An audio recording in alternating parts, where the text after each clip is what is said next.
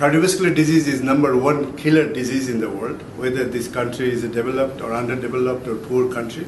That means it requires a new attention how to really tackle this cardiovascular disease. And it seems like that the #1 single risk factor is not enough. As we know from Birmingham studies, that hypercholesterolemia is not the really risk factor. A lot of people having cardiovascular disease, or even with a similar amount of cholesterol in their blood with normal people. So that means there is something there.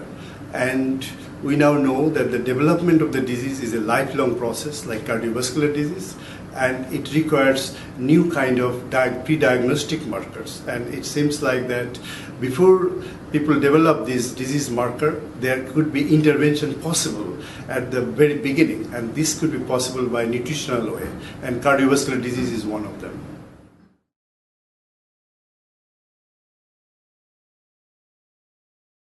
In normal situation, platelet roam around in the vascular bed and look for any discontinuity in the blood vessel. And if it sees it, then it will aggregate there, as it happens in vessel injury. But under a different condition like obesity, diabetes, and hypertension, and smoking, and having bad diet, that all contribute to the hyperactivity of platelet. That means the hyperactivity platelet means they secrete some of the compounds and they interact with the vessel wall and produce atherosclerotic plaque. That means those people with that sort of pathological situation will produce plaque because of platelet hyperactivity.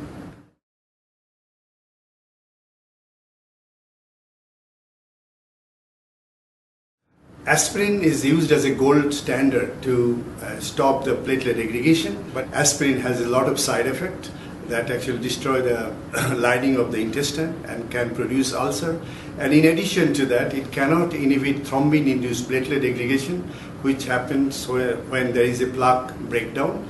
Plus, 30% of the people are aspirin resistant. Under these conditions, aspirin is not recommended to use as a primary prevention.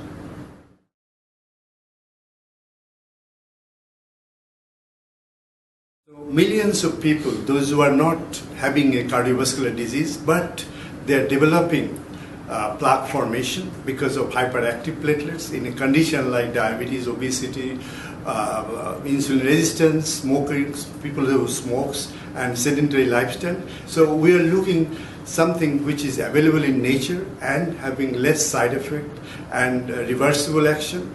And we got the idea from epidemiological studies.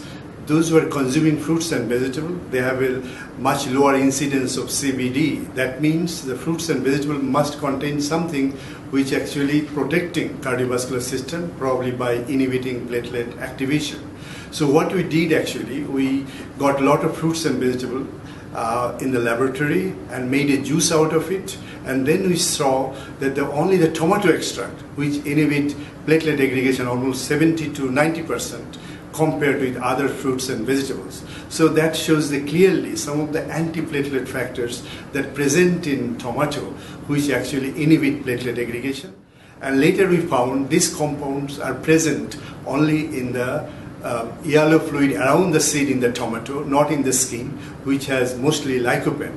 So we actually isolated and characterized those compounds. These are water soluble, molecular weight less than 1,000, and this is the one which contain mostly antiplatelet factors, and there is no lycopene in there.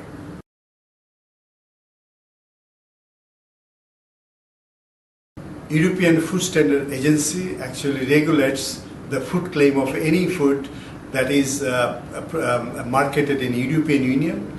And we are lucky to say that the tomato extract, because of its intensive research and documentation and publication, it has been first product in European Union that got approval from EFSA out of several hundreds of applications. And this tomato extract now can be labeled as it maintains normal platelet aggregation, which contribute to healthy blood flow. And in addition to EFSA approval, it also got approval from America as a gross, generally recommended as a safe food.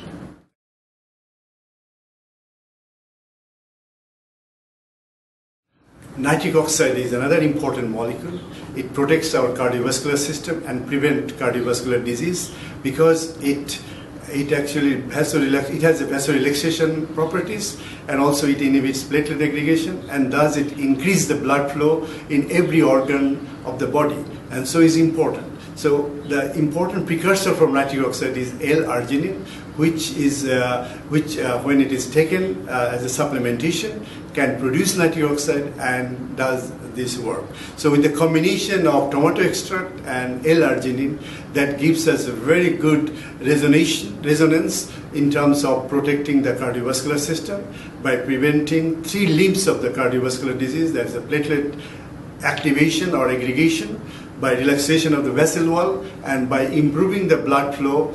This combination could be a number 1 protective agent against the cardiovascular disease.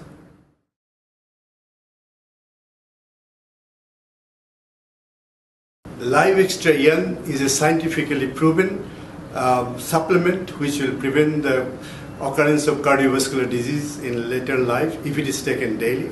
It contains scientifically proven EFSA approved tomato extract and Nobel Prize work with L-arginine, which produce nitric oxide. Combination of these two actually prevent any cardiovascular disease by preventing platelet activation and by preventing plaque formation, and it allows the blood flow around the organ so people will not develop cardiovascular disease in later life.